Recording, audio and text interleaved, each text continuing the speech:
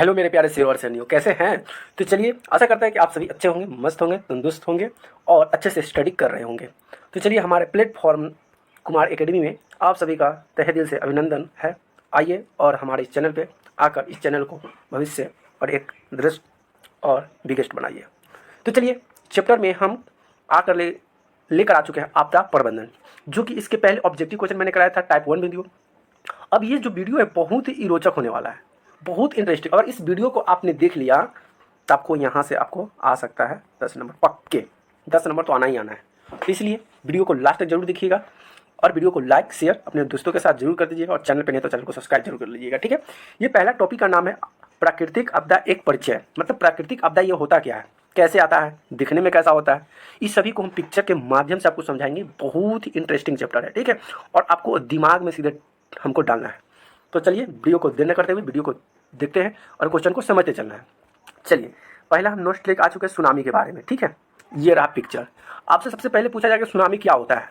Tsunami क्या होता है, तो देखिए, सुनामी जो होता है समुद्र की जो लहर होती है, वो जब समुद्र की लहर जब वह फीटों फीट 100 फीट 80 फीट जब ये दायरा में जब उठता है आकाश की तरफ, तो वहाँ का पानी का जब ऊपर में उठते हुए जब आता है, जहाँ पे पेड़ पौधे जितने भी जीव जंतु से घर द्वार होता है ना, सभी वो पानी के अंदर दब जाता है। वही हमारा सुनामी कहलाता है। जैसे आपको पिक्चर के माध्यम से दिखाई दे रहा है, जी देखिए पानी का स्तर कितना ऊंचा उठ चुका है, घर का स्तर और पानी का स्तर आप देख सकते हैं। यही हमारा सुनामी होता है।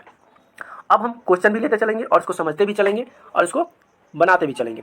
सबसे पहले अगर हम बात करें कि प्राकृतिक आपदा और मानव जनित आपदा में अंतर क्या है, प्राकृतिक आपदा क्या होता है और मानव जनित आपदा क्या होता है। आपके पास मैं एक पिक्चर लिखा हूँ जो कि ये प्राकृतिक आपदा है।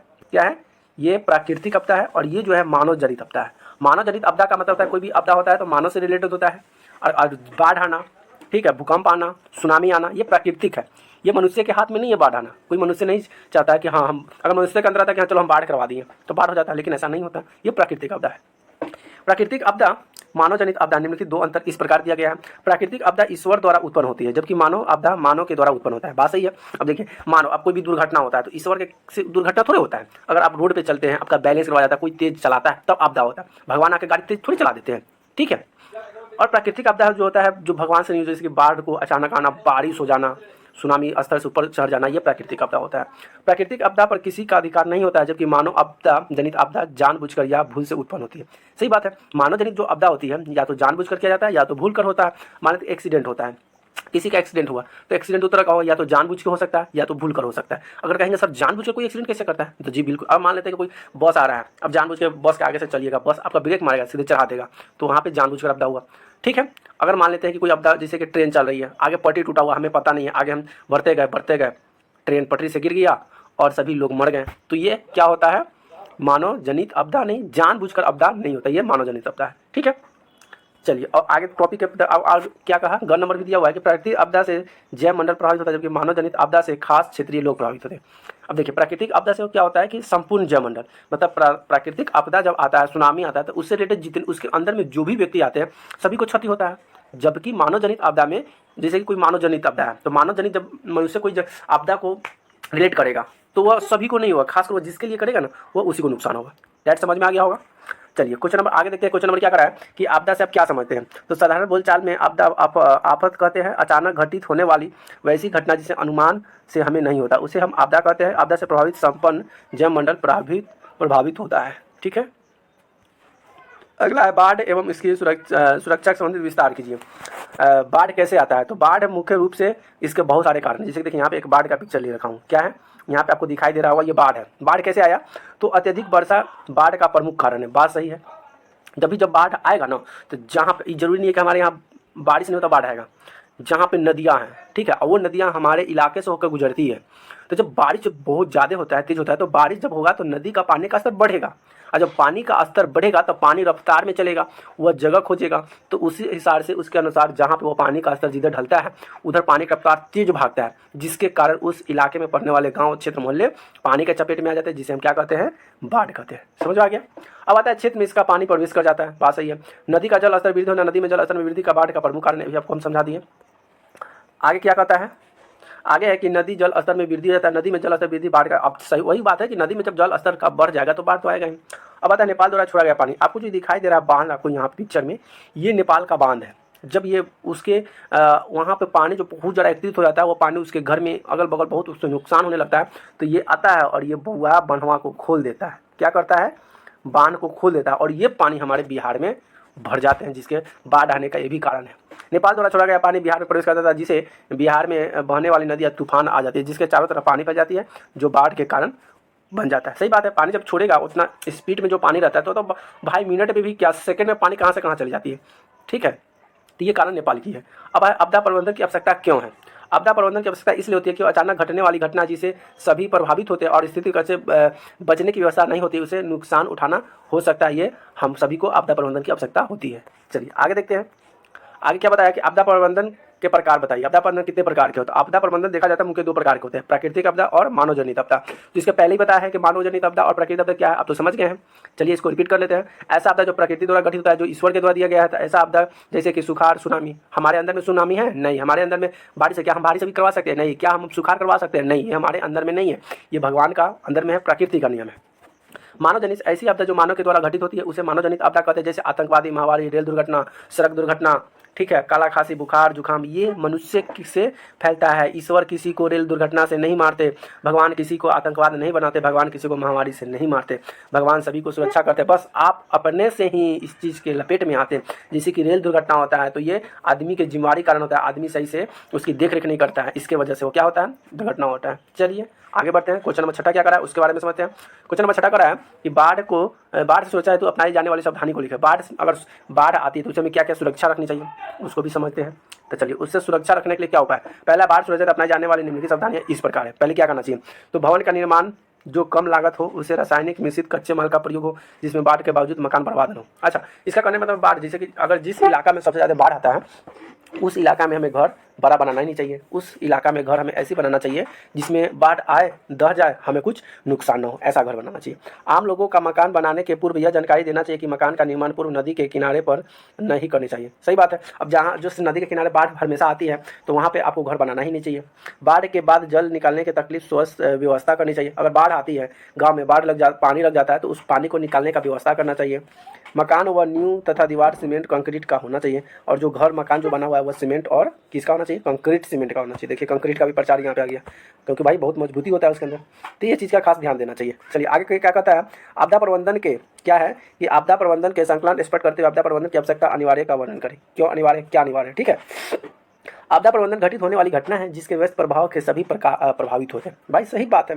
अब जिस क्षेत्र, अब मान लेते हैं कि कोई देश में आया, कोई देश में, इसका मतलब ये नहीं है कि वहाँ पे आया तो हमारे पास क्यों नहीं, तब तक जहाँ तक आएगा वहाँ के क्षेत्रों को प्रभावित करेगा। ठीक है, इसीलिए आपदा से बचने का संकल्प जरूरी होना चाहिए।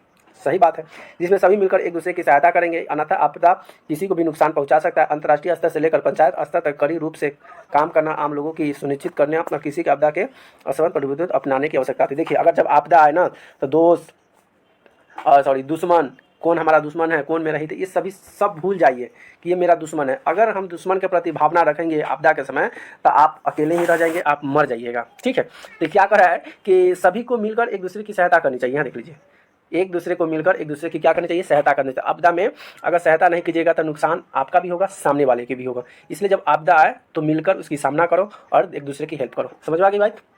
चलिए अब आते हैं कि बाढ़ कैसे आती है। बाढ़ कैसे आती है इस पर देखिए, बाढ़ कैसे आती है तो जब ज़्यादा वर्षा होगा, नदी का जल का स्तर बढ़ जाएगा तो बाढ़ आएगी। नॉर्मल बात है, आपको पहले ही बता दिया।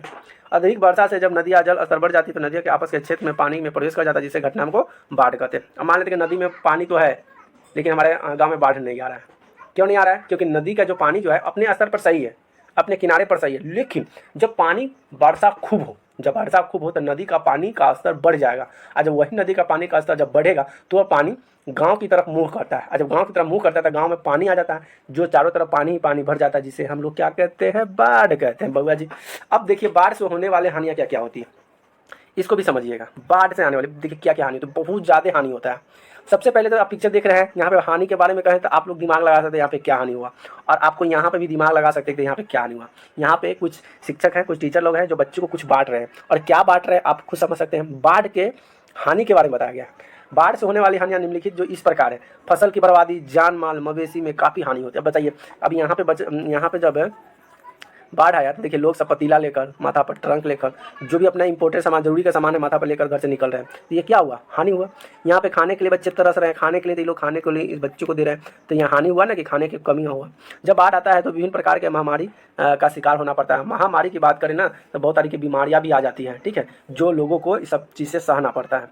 चलिए क्वेश्चन नंबर आगे बढ़ते हैं। क्या कहता है क्वेश्चन नंबर? कि बिहार में बाढ़ के स्थिति का वर्णन कर। बिहार में जो बाढ़ आता है उसकी क्या कारण है, कि किस तरह से आता है, कैसे आता है? तो संपूर्ण भारत का, विश्व में भारत का स्थिति बाढ़ में अपना एक अलग अलग भयानक स्थायी रखता है। बिहार में कोसी नदी को बिहार का शोक कहा जाता है। अब यहाँ से आपको एक क्वेश्चन भी आपसे पूछा जाएगा, बिहार नदी को कोसी नदी किसे कहा जाता है? तो शोक नदी को ही कोसी नदी कहा जाता है।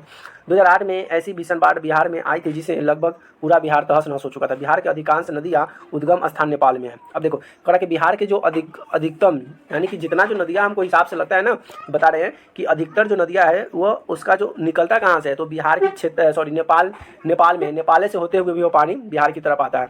तो बिहार में जितने भी नदियाँ हैं उसका उद्गम स्थान, उद्गम का मतलब होता है जहाँ से वो उत्पन्न होती है, तो ये नेपाल में है।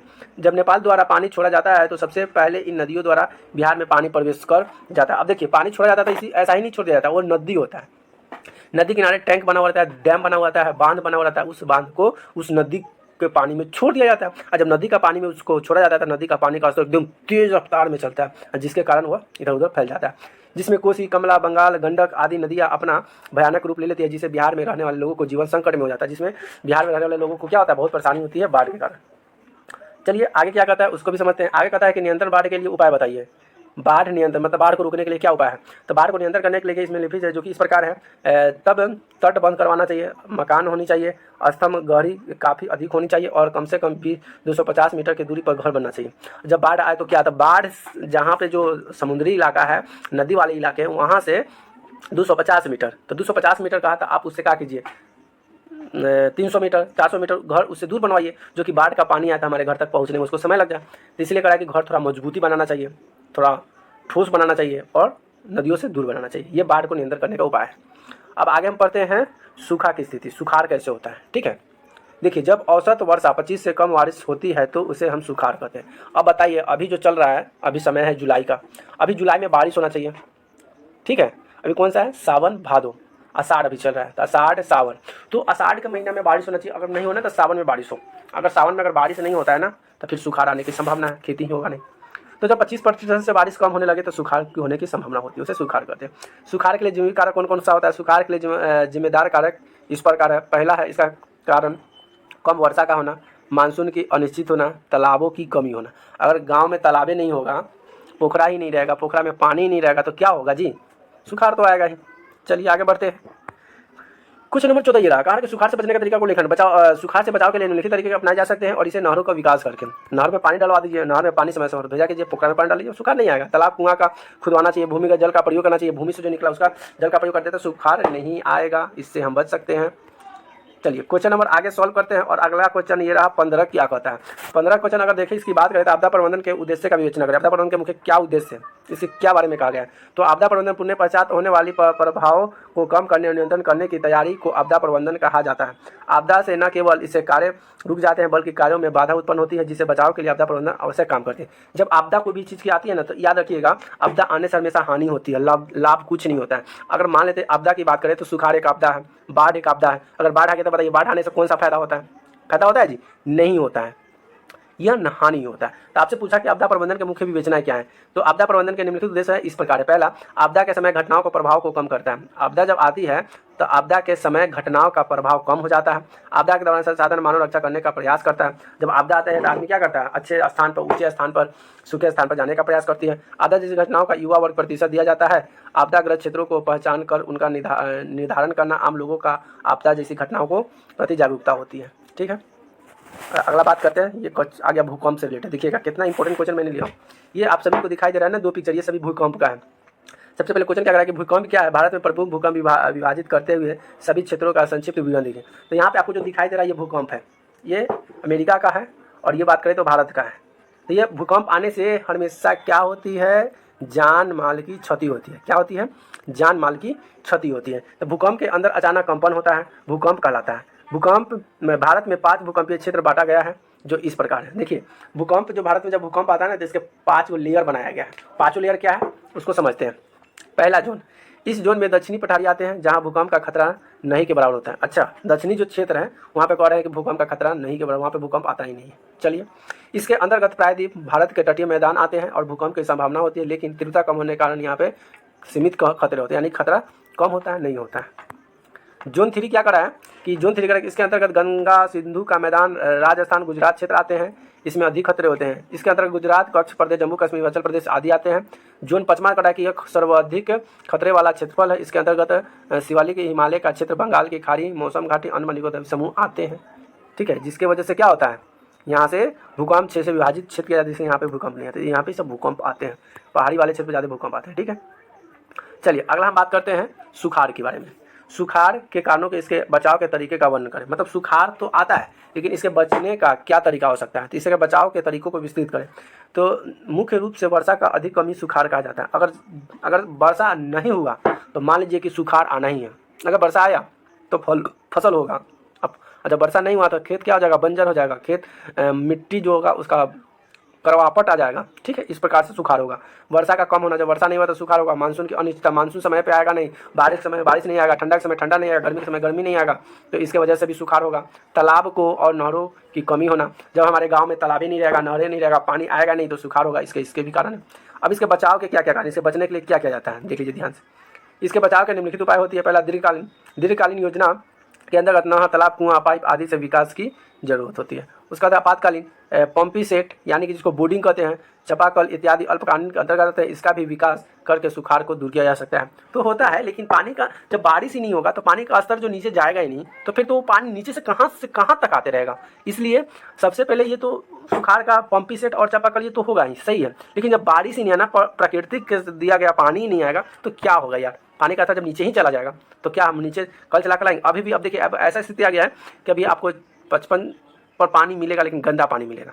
पहले 55 पर बहुत साफ पानी आता था, लेकिन पानी का स्तर नीचे डाउन होते जा रहा है, जिसके कारण से आपको 40, 45, 50 पर पानी नहीं मिल रहा है। अब पानी 100, 200, 300 नीचे चला गया है। तो जब बारिश होगा तो फिर पानी जाएगा, तो फिर पानी का स्तर ऊपर बढ़ेगा। तो याद रखना है। चलिए अगला क्वेश्चन क्या रहा है कि भूकंप केंद्र। आपको बहुत भी आई क्वेश्चन हमको समझ में आई जी, क्या आई से यह क्वेश्चन भी आई है। ध्यान से देखिएगा। भूकंप के केंद्र से अधिक केंद्र के बीच की स्पष्ट कीजिए। आप कह रहा है कि भूकंप के केंद्र और वही केंद्र के बीच अंतर स्पष्ट कीजिए। अंतर स्पष्ट करें, आइए देख लीजिए। अब ध्यान से समझिएगा। देखिए यहाँ पे क्या कह रहा है कि भूकंप के केंद्र एवं अधिकेंद्र के बीच अंतर। ध्यान से समझ में आ रहा है, थोड़ा सा देखिए यहाँ पे भूकंप के केंद्र है, जहाँ से कोई भी मान लेते हैं कि यहाँ से भूकंप, यहाँ से हमारा ट्रैक, तो यहाँ से कंपन हुआ, तो मान लेते हैं यहाँ से यहाँ जो निकल के आया ना, ये अधिकेंद्र हो गया। देखिए यहाँ पे दिया हुआ अधिकेंद्र हो गया। अब मान लेते हैं यहाँ पे नेपाल है, तो नेपाल से वो सीधा इस जगह पे नेपाल है नीचे, मतलब ये अधिक भूकंप का केंद्र बना, और इसके ऊपर में नेपाल है। तो नेपाल है ना, तो सबसे ज़्यादा क्षति कहाँ पे होगा, नेपाल में होगा। कहाँ पे होगा, नेपाल में। लेकिन इसका झटका इधर भी जाएगा, इसका भी झटका इधर भी जाएगा, इसका झटका इधर भी, इसका झटका इधर भी जाएगा। तो जब यहाँ से कंपन करेगा ना, तो सबसे पहले तो नेपाल में मारेगा, टकाटक, पिलर गिराओ, घर गिराओ। और इसका जब झटका मारेगा, इसका यहाँ पे आ गया, तो मान लेते कि यहाँ पे बिहार है, तो बिहार का झटका यहाँ पे आएगा। बिहार, अब मान लेते कि यहाँ पे कोई दूसरा देश है, मान लेते कि यहाँ पे पश्चिम बंगाल है, तो इसका झटका यहाँ पे जाएगा। लेकिन होगा क्या कि सबसे ज़्यादा नुकसान किसका होगा, जिसके सामने यानी कि नेपाल पर पड़ा था, नेपाल का होगा। और उसके अगल बगल जाए पर तो उस अगल बगल जो क्षेत्र होंगे उस पर कम होगा, थोड़ा सा अनुभव होगा, थोड़ा सा होगा, लेकिन सबसे ज़्यादा तो आपको समझ में आया कि जहाँ से शुरू होता है उसे भूकंप केंद्र कहते हैं, और सेम उसके सीधे जो निकलता है वो भूकंप केंद्र होता है। और उसके अगल वाले जो क्षेत्र होते हैं वो पृथ्वी तल के वो क्षेत्र कहलाता है। यहाँ पे भी आपको दिया गया, इसको भी देख सकते हैं, आपको वीडियो को रोककर जूम करके देख सकते हैं। ठीक है, आगे बढ़ते हैं। इसी के बारे में बताया कि भूपटल के नीचे वह स्थान जहाँ भूकंपीय कंपन प्रभाव होता है उसे भूकंप केंद्र कहते हैं। अभी पहले बताया भूपटल वह केंद्र जहाँ भूकंप के तरंग सर्वप्रथम अनुभव होता है उसे अधिकेंद्र कहता है। सर्वप्रथम कहने का मतलब है कि जिससे कभी भूकंप नीचे का स्तर शुरू हुआ और वह नेपाल में हुआ, नेपाल में तो वो अधिकेंद्र कहा जाता है। अगला भूकंप तरंगे से आप क्या समझते हैं, भूकंप तरंगे के नाम बताएं। तो भूपतल तरंग उठने वाली कंपन और तरंगे होती है जिसे प्रमुख तरंगे के नाम से जाना जाता है। पहला प्राथमिक तरंग, द्वितीय तरंग और दीर्घ तरंग होता है। चलिए अगला है कि क्या पूछा कि भूकंप और सुनामी के बीच अंतर बताइए। भूकंप क्या होता है, सुनामी क्या होता है। तो इसके पहले वाली जितने जो वीडियो आपको हम बताएं कि भूकंप और सुनामी क्या होता है, तो सुनामी जो होता है ना, समुद्र में अचानक कंपन होता है, पानी का जो होता है कई मीटर ऊंचा हो जाना। मीटर की बात करें 40 मीटर, 50 मीटर, 100 मीटर, जब पानी का स्तर ऊंचा हो जाता है वो सुनामी कहलाता है। अब भूकंप जो कि झटका अभी पहले ही बता दिए। तो भूकंप और सुनामी के इस प्रकार कारण है। भूकंप पृथ्वी के अंदर या भूपटल के अचानक कंपन होना भूकंप कहलाता है। कंपन होने का मतलब क्या होता है, फटना। धर धर फटना, तो क्या कहलाता है? भूकंप कहलाता है। और सुनामी जो होता है ना, अगर हम सुनामी की बात करें तो समुद्र में अचानक कंपन से पानी कई मीटर अचानक उछाल मारता है, ऊपर में उड़ता है। इसे भी क्या तथा वह पानी का स्तर के टकराते हुए उत्तरीय क्षेत्र में प्रवेश कर जाता है, जिससे जान माल की काफ़ी हानि होती हुआ हमारा सुनामी कहलाता है। Dates clear. क्वेश्चन नंबर 21 देखते हैं।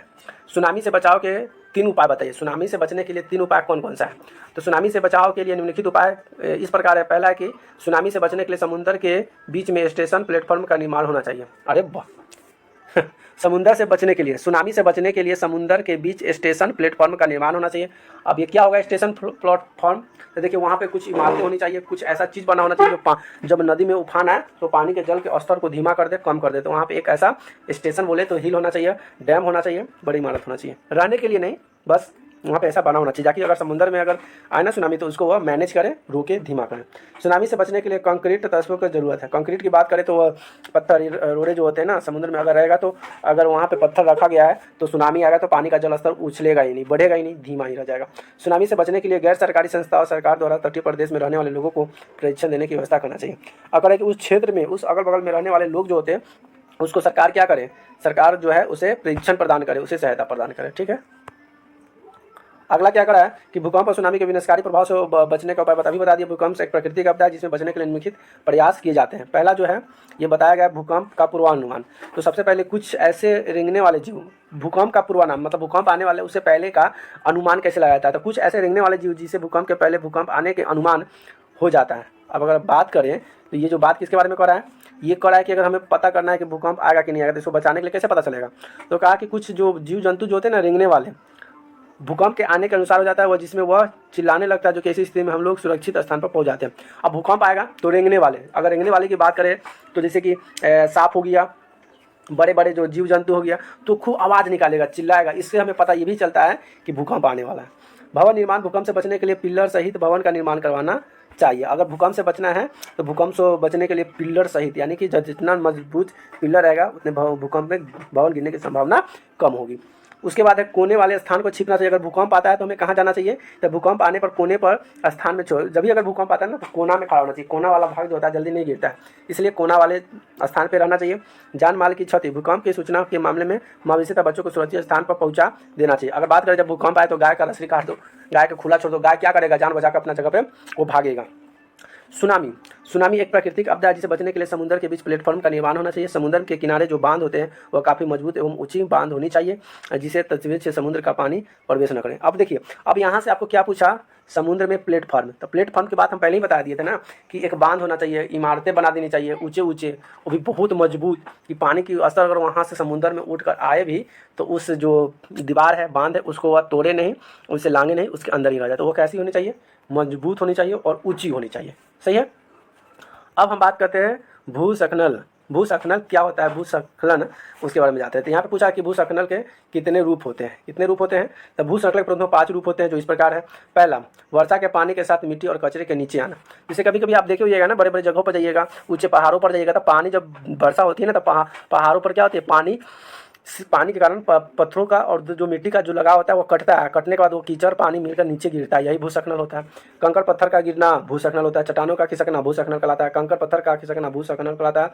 चट्टानों का गिरना ये सभी क्या कहलाता है? भूस्खलन। आप यहाँ पे एक पिक्चर में देख रहे हैं, यहाँ पे सड़क है और यहाँ पे देख सकते हैं पहाड़ है। तो यहाँ ऊपर से कीचड़ पानी नीचे गिर रहा है, यहाँ से पहाड़ टूट कर गिर रहा है और यहाँ से रोड घिसक रहा है। तो ये सभी हमारा क्या है? ये भूस्खलन के प्रकार है जो आपको दिखाई दे रहा है। अरुणाचल प्रदेश में यह NH 415 में दिया गया है जो ऐसा हुआ था। ठीक है। हम बात करते हैं नागरिक के बारे में। नागरिक सुरक्षा का उद्देश्य क्या होता है? यह जीवन रक्षा करने के लिए क्षतिग्रस्त घटना होती है, इसे सुरक्षा करने का कार्य करती है। अगला बात करते हैं हेम रेडियो का उपयोग। हेम रेडियो क्या होता है? आपको जो पिक्चर में दिखाई दे रहा है ये क्या है? हेम रेडियो है। इसका उपयोग पर प्रकार का उपयोग कब होता है? तो हेम रेडियो एक ऊंचा नाम से जाना जाता है। इसका प्रयोग वाणिज्य परियोजनाओं के लिए किया जाता है जिससे संचालन में ऊर्जा प्राप्त जनरेट या बैक्टीरिया द्वारा पूर्ति की जाती है। हेम रेडियो अंतर्राष्ट्रीय दूरसंचार नियमों के अनुसार कार्य करता है। इनका प्रयोग बड़ी बड़ी प्राकृतिक आपदा वाले क्षेत्र में किया जाता है। अगर इसका बात करें ना तो ये क्या होता है? इसमें एक सेंसर वायरलेस की तरह काम करता है जो कि किसी की आपदा आती है तो यहाँ पे इंफॉर्मेशन देने के लिए, बड़े बड़े जो संचार होते हैं उनको सूचना देने के लिए हेम रेडियो का प्रयोग किया जाता है। क्वेश्चन नंबर 26 देखिए क्या कहता है। क्वेश्चन नंबर 26 कहता है कि आग लगने पर प्रबंध करना चाहिए, उल्लेख करें। आग लगने इसमें क्या क्या प्रबंध होना चाहिए? तो आग लगने से लगने की स्थिति में निम्नलिखित प्रबंध करनी चाहिए। इसके प्रकार से आग लगने की स्थिति सबसे पहले आग में फंसे लोगों को बाहर निकालिए। अगर उससे आग लगा हुआ है तो उस आप सबसे पहले क्या कीजिएगा, सबसे पहले इस घर में आग लगा, उस घर में कोई व्यक्ति है, जानवर है, सबसे पहले उसको बाहर निकाल दीजिए। दूसरा, घायल को तत्काल प्राथमिक उपचार के लिए अस्पताल पहुंचा दीजिए। अब जैसे ही बाहर निकाले तो उसको क्या कीजिए, दूसरा ऑप्शन है कि उसको हॉस्पिटल भेजिए फटाफट। प्राथमिक उपचार में ठंडा पानी डालना, बर्फ से सलाना आदि का प्रयोग करना चाहिए। अगर कि प्राथमिक उपचार की अगर बात करें तो जहाँ पे जल जाए वहाँ पे ठंडा पानी डाल दो या बर्फ डाल दो, जिसकी वजह से क्या होगा, वहाँ का जो सिकुड़न जो होगा वह ठंडा कर देगा और वहाँ का जो पट्टी होगी यानी कि जो जलन पट्टी होगी वह ठंडक दे लेगी और वहाँ जो खून का संचार बंद हो जाता है। आग के फैलाव को रोकने के लिए बालू, मिट्टी, तालाब का जल का प्रयोग करना चाहिए। अब तालाब, कुआं, नल जो भी जो पानी है उसका या बालू डालने से क्या होता है, आग बुझता है, इसलिए बालू का प्रयोग करना चाहिए। यदि बिजली से आग लगी हो तो सबसे पहले बिजली का तार काटना चाहिए। अगर घर में कहीं पे बिजली से अगर आग लग गया हुआ है तो घर का जो मेन बिजली का कनेक्शन होता है वहाँ से काट दीजिए या पोल पर से जो तार है उसको हटा दीजिए। सबसे पहले ये करना है, ठीक है। अब अगला क्या कहता है, भूकंप के रिलेटेड। भूकंप के प्रभाव को रोकने या कम करने के लिए किन्हीं 4 उपकरण का बताइए जो भूकंप को रोक सकता है या कम कर सकता है। तो भूकंप के प्रभाव को कम करने के लिए सूचित अवसर और विभिन्न क्षति को कम किया जा सकता है। इसके 4 उपाय हैं। पहला, भवनों को आयताकार होना चाहिए। आयताकार जो हम लोग घर बनाते हैं वो आयताकार ही होता है, तो आयताकार होना चाहिए। मकान के नींव में मजबूत एवं भूकंप रोधी होनी चाहिए। नींव की अगर बात करें ना तो जहाँ पे नींव डलाता है ना, जैसे कि नीचे गड्ढा खोना जाता है और छड़ जो होता है ना, सरिया नीचे डाला जाता है, उसको नींव कहते हैं। तो वहाँ पे मजबूत होना चाहिए। अगर वो मजबूत नहीं रहेगा तो घर बनाने से कोई फायदा नहीं, घर टूट भी सकता है, गिर भी सकता है। इसलिए पिलर का जो नीचे वाला भाग होता है बहुत मजबूत होना चाहिए। लंबी दीवार को सहारा देने के लिए एक पत्थर, कंक्रीट, कलम होनी चाहिए। निर्माण पूर्व अवस्था में मिट्टी के वैज्ञानिक अध्ययन होनी चाहिए, तभी न्यू निर्माण करना चाहिए। वैज्ञानिक से ही सलाह लेना चाहिए कि घर कैसा होना चाहिए, कैसा होना चाहिए। तो चलिए, ये मेरा आखिरी क्वेश्चन था। और जितने देखिए हम जितने आपको क्वेश्चन कराए ना, सभी मोस्ट इंपॉर्टेंट VVI क्वेश्चन था। अगर इस चैप्टर को अगर आप 1 से 2 बार देख लेते हैं तो यार गारंटी करते हैं यहाँ से आपका 10 नंबर कोई छीन नहीं सकता है। एग्जाम में यहाँ से आपका क्वेश्चन आएगा ही। और इसी टॉपिक को पढ़ने के बाद क्वेश्चन आपसे पूछ दिया जाएगा, ऑब्जेक्टिव क्वेश्चन, सब्जेक्टिव क्वेश्चन, लघुत्तरीय, अति लघुत्तरीय, जो भी क्वेश्चन होगा इसी टॉपिक में से मिला के पूछेगा। अब देखिए, पहले आपको हम एक समझा देते हैं, फिर हम आगे थोड़ा कुछ बात करेंगे आपसे। जैसे कि देखिए, अब यहाँ पे हम मान लेते हैं जैसे कि देख लिए, अब यहाँ पे लिखा भूसंकरण के कितने रूप होते हैं। तो ये अगर सब्जेक्टिव में पूछ दिया तो इसको क्या करो, लिख दो कि इसके 5 रूप होते हैं, पहला रूप, दूसरा रूप, तीसरा रूप। अगर यही चीज़ ऑब्जेक्टिव में पूछ दिया कि भूसंकरण के कितने रूप होते हैं, तो 1 2 3 4 5 रूप होते हैं, तो सीधे ऑप्शन में मार दीजिए 5, 1 नंबर खटाक से। समझ में आया? समझ में आया? मज़ा आया ना? कैसा आया जी? बिल्कुल मज़ा आया।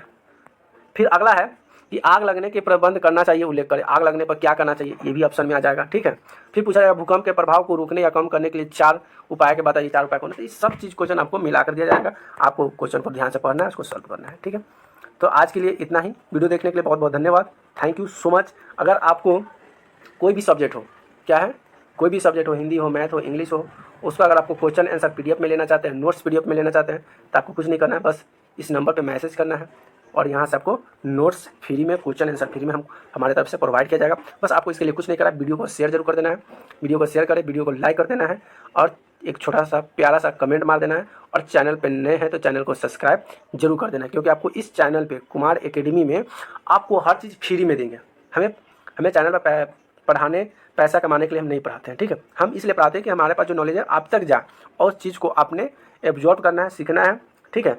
तो बस आपसे कुछ नहीं चाहते, बस आपसे एक सब्सक्राइबर चाहते हैं और उसके बदले में मैं आपको फ्री में क्वेश्चन आंसर PDF टाइप और आपको हम नोट्स देंगे, ठीक है। वीडियो देखने के लिए बहुत बहुत धन्यवाद। Thank you so much.